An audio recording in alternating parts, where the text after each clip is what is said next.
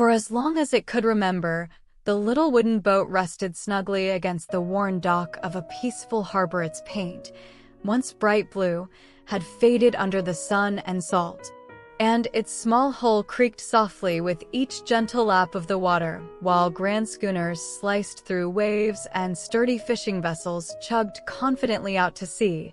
The little boat watched, filled with a quiet ache. I'm too small, it would sigh.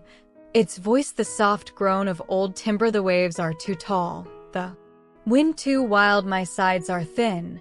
My sail is patched, I could never sail like them. It nestled deeper into the familiar cradle of the harbor mud, believing safety lay only in stillness, its dreams of open water dimming like twilight one cool evening.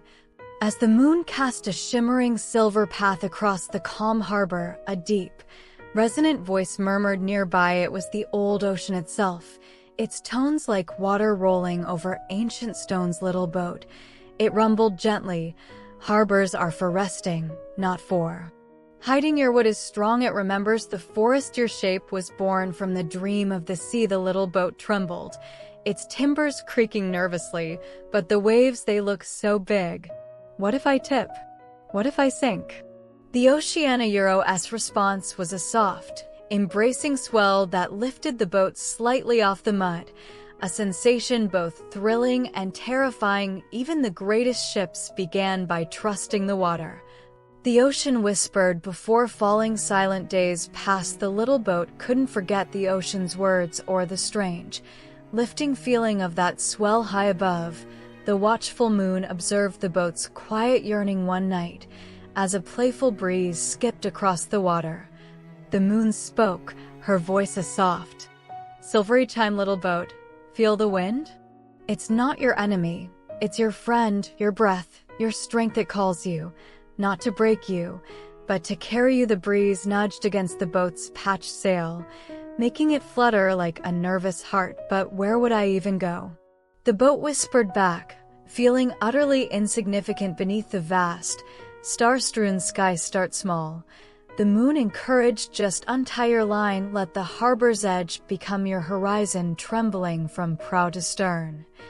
The little boat made a monumental decision. With a groan of wood and a rasp of rope, it nudged itself away from the solid, familiar bulk of the dock. An inch, then a foot, floating freely, untethered for the first time, was dizzying. The water felt different, alive, shifting, powerful. A slightly stronger gust caught its sail, and the boat lurched sideways, water sloshing over its low gunnels. Panic seized it. I knew it. I'm not made for this, it cried, desperately trying to turn back towards the safety of the mud. The harbor lights seemed suddenly very far away, and the open water yawned wide and dark around it, just as despair threatened to swallow it whole. The little boat remembered the ocean's deep voice and the moon's silvery light. It stopped fighting the wind, taking a shuddering breath of salty air. It tried to point its bow with the breeze instead of against it. Miraculously, the lurching stopped. It steadied then, incredibly. It began to move forward, cutting through the water with a soft shush-shush sound it had never made before. It wasn't racing like the schooners. It was a slow, tentative glide, but it was moving under its own sail. A tiny spark of wonder ignited within its wooden heart. I'm sailing? I'm really sailing?